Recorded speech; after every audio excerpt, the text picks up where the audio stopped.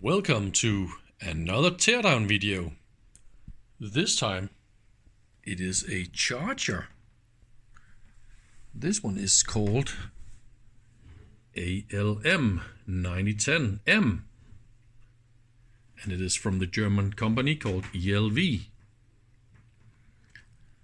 So I'm sorry, but everything here is written in German, so I guess they didn't expect to export it. However, this one landed in Denmark, so luckily everybody in Denmark understands German, so this is no big deal.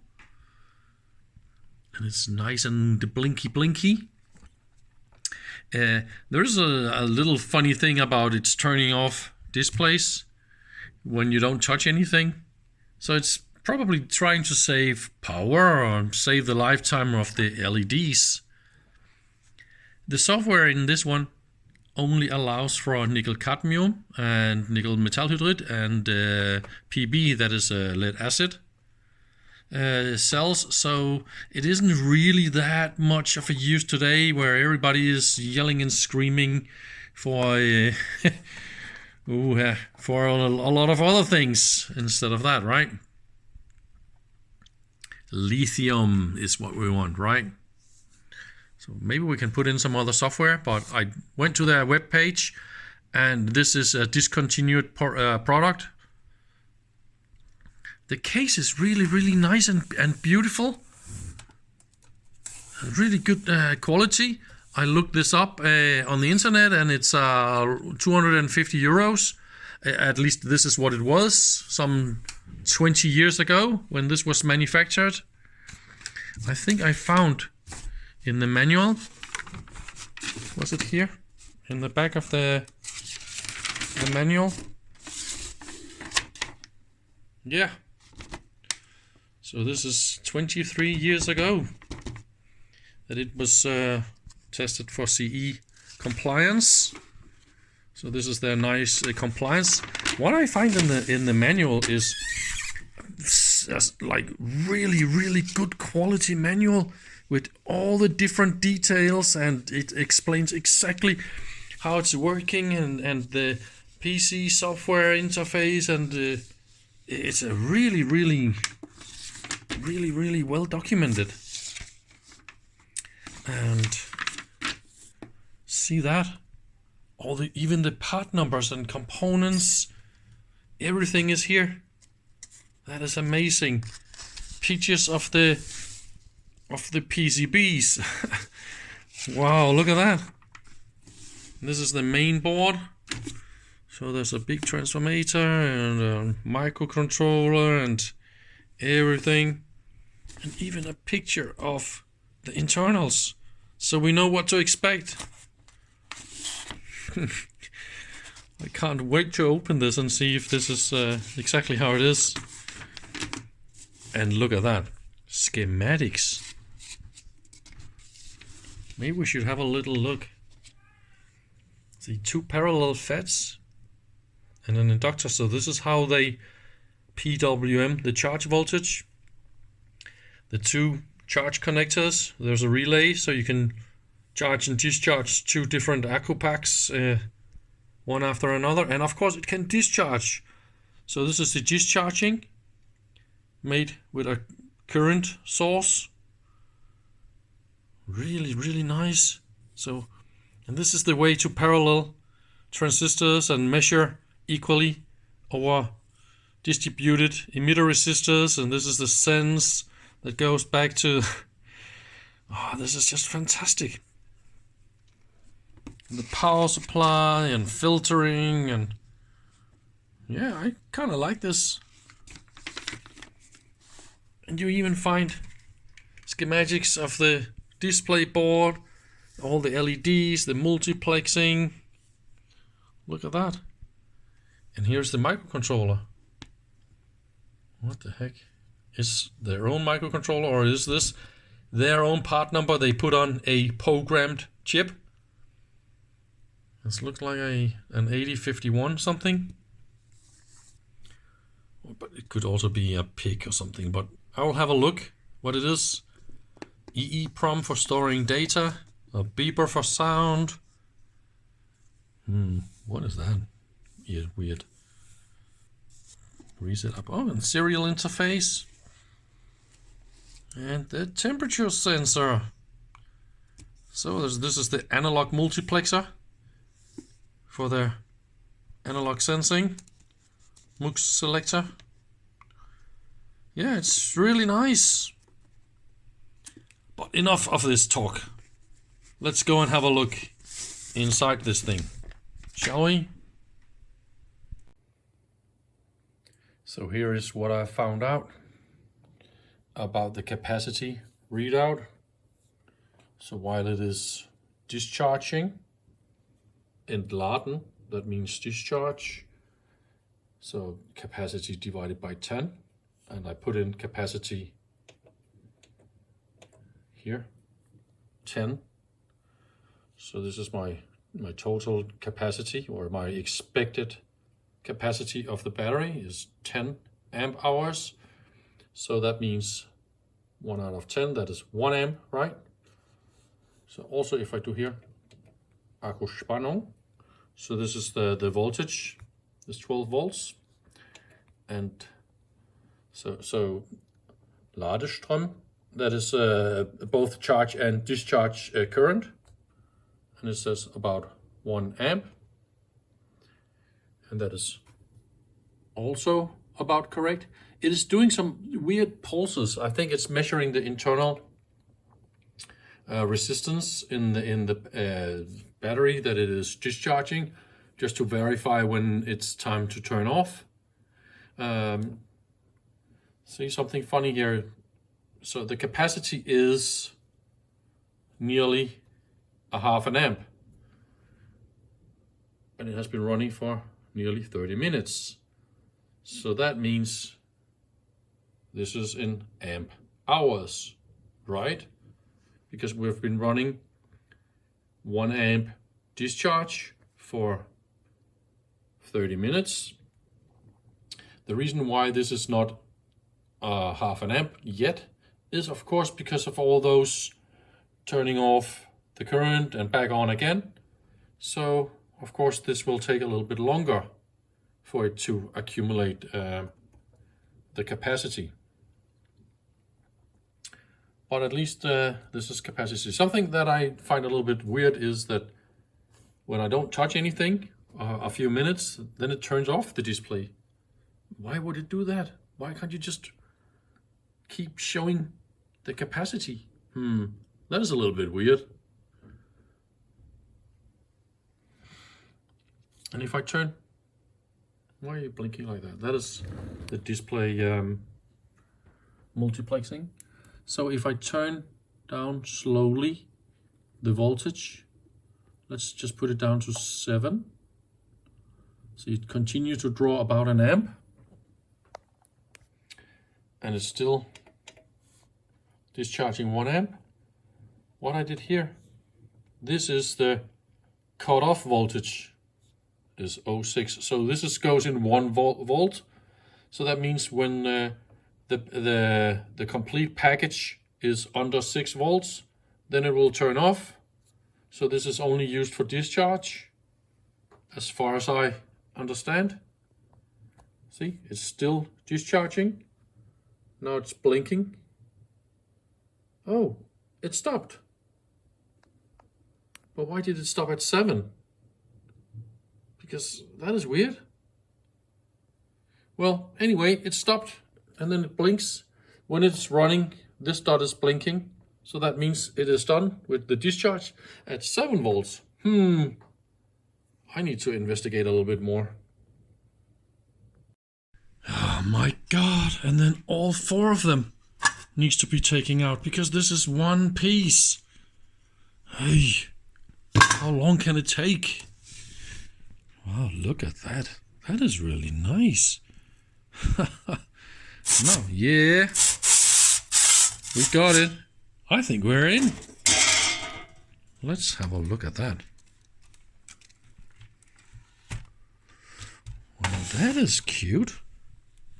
A little bit of dirt. Oh, this is really warm.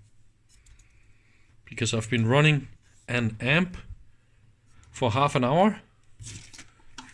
And yes, I did unplug mains when I'm sticking in my fingers. I'm not a complete idiot. Only half an idiot. What? Look at that. This one is not mounted on anything but the PCB. So what happens when you drop this thing? It's gonna get loose. Oh, look at that!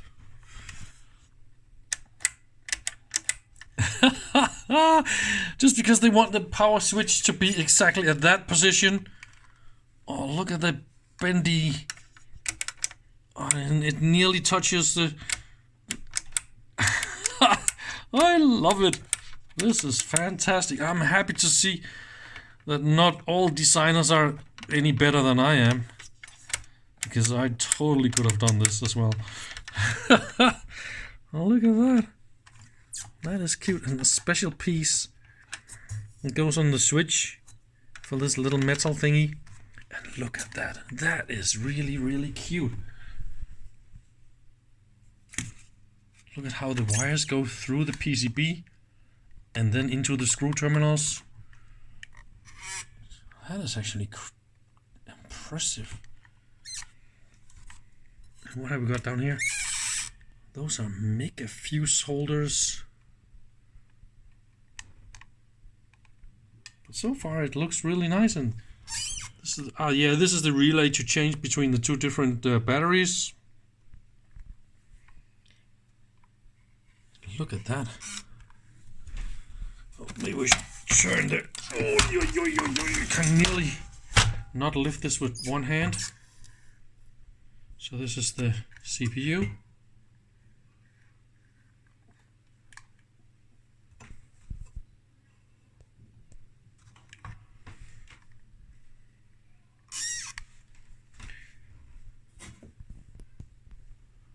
It's really beautiful. The layout, nice and clean. All the components in a good, clean distance. Easy to lay out. Top side is probably ground, all of it. Look at the sense resistors. Exactly the same length. Same tone, huh? Yeah, I like it. And some more sense resistors over here. I think I need to get in a little bit more. And of course, now everything can slide out. Oh yes, of course they did. So this is the dangerous part. Yeah, this one should be, yes, of course it is. This is not loose. Oh, well, more or less loose, but it's not gonna go anywhere else. It's gonna go here. And this is of course for extra isolation, or if you're trying to bend the bottom metal plate, so it's not gonna go up and touch anything related to mains. Good safety precautions. They did it right. That is fantastic. I love it when people do it right. And look how the two different boards, how they're soldered together. This is just the interconnection. Solder here. So how did they do that? So they soldered these two things together before it was mounted in this case. Because obviously you can't get in here and do this. And how? So this whole PCB is not mounted on the front. Only by the... No, not even by this.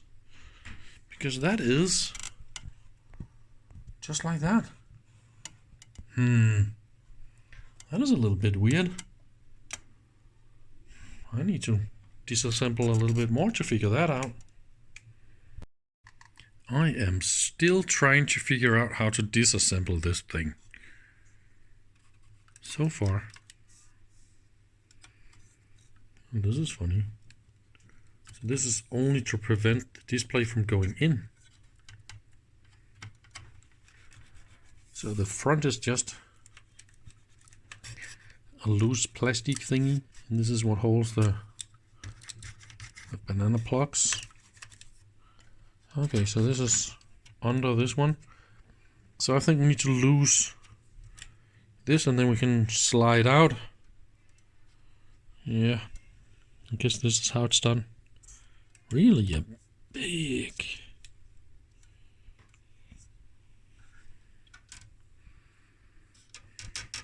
Yeah, okay. Let's try and loose this and see if it's correct. So it was right about loosening those two bolts in each end and then sliding out the aluminium. But look at that. We got a little pad. A little thingy. Wow, what are you doing, you little cutie? So now we can have a look here. The wires are just a little bit short, but this is just really nicely made. So this is just so 90s design. Look at just the LED indicators and no fancy touch color LCD and whatnot. This is how you do it today, full of all sorts of stuff you really don't need. But this is what you need, right? LED indicators and how many milliamps and amps and stuff. That is what you want. That is what matters. Ooh, some cooling. Let's have a look at the bottom part and the soldering. So this is actually pretty smart, the way they interconnect. Just solder the whole thing together. Save all the connectors and cables and save all the problem and hassle. Look at the layout. 90-degree angles on everything. Oh, not this. Oh no.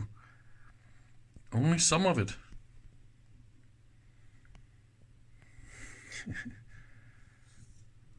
Don't you just like this way? This way they made the big fat track just using two other tracks, and then they forgot to put another track this way. Yeah, it looks a little bit better when you do it like this, right? And here they didn't forget it. Yeah. That's cute. So the air vent holes, they didn't go for milling. No, because that is difficult when you set up the PCB ordering and ask for milling and stuff. So it's easier just to drill, because that is in the drill file and not extra milling files. So when you're going to assemble this, you need to remember 2 of these and then 1 of this. Then you have the exact height needed. That's a little bit difficult to remember.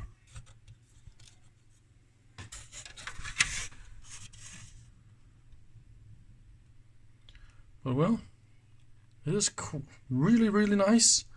And I think I will just assemble this again and put it on stock, because you never know, one day you need to measure some big lead acid packs,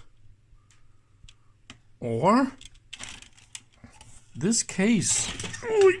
Come on. This case is really nice and very easy to reuse for your own designs. I can just CNC a new plate here in the front and use this is the money shot, because this cooler is super nice with the fan and everything. So I can make something really nice and powerful into this case. And the rear panel is exactly perfect as it is. Yep, definitely not a throw out. gonna go and assemble this, because that is the best way to keep everything, so I have it all together.